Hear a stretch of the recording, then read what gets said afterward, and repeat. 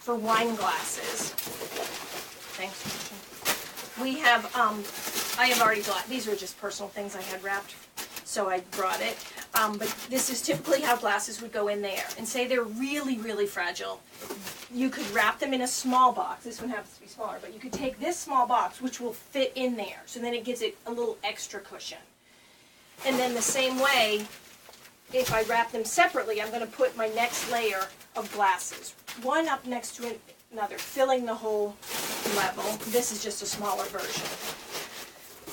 And the same thing. This is just a regular glass, but think of it as a wine glass, any kind of glass. You want to take a couple pieces of paper, put it on its side, wrap it this way, wrap it like you're working at Subway. I don't know.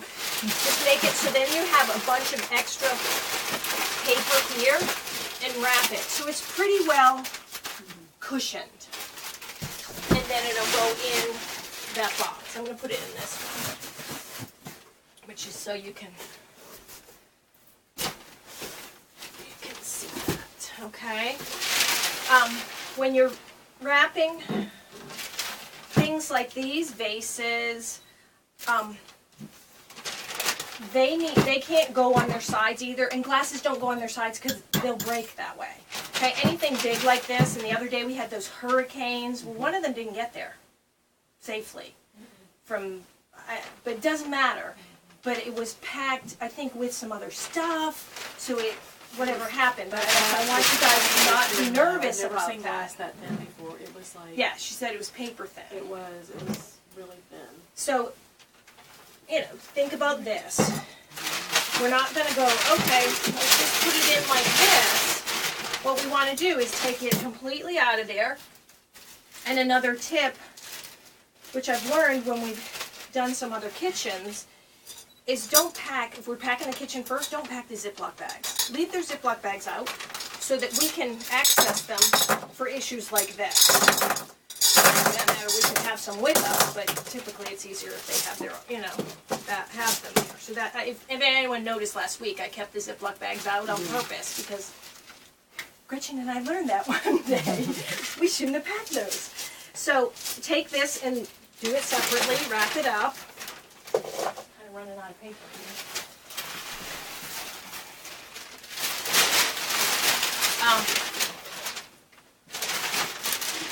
And what you want to do is stuff this with tissue, piece of paper.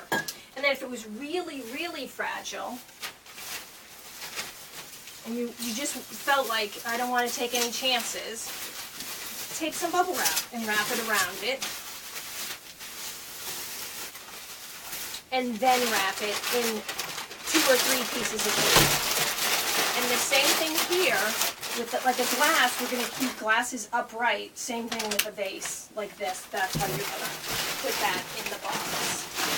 Upright. I'm just going to put this in here for now, so I can show you the next thing.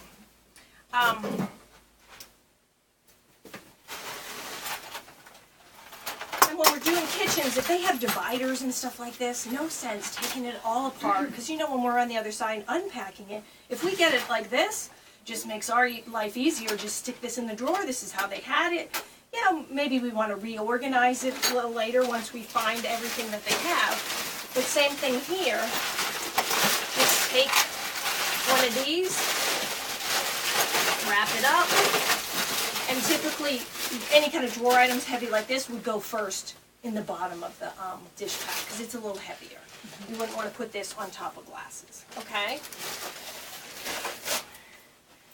And then when we were wrapping up lamps, as we found the other day, she had a lot of lampshades that didn't have shades to start with. They were separate, and when we got there on Saturday, we couldn't even put lamps together because we didn't know what went together.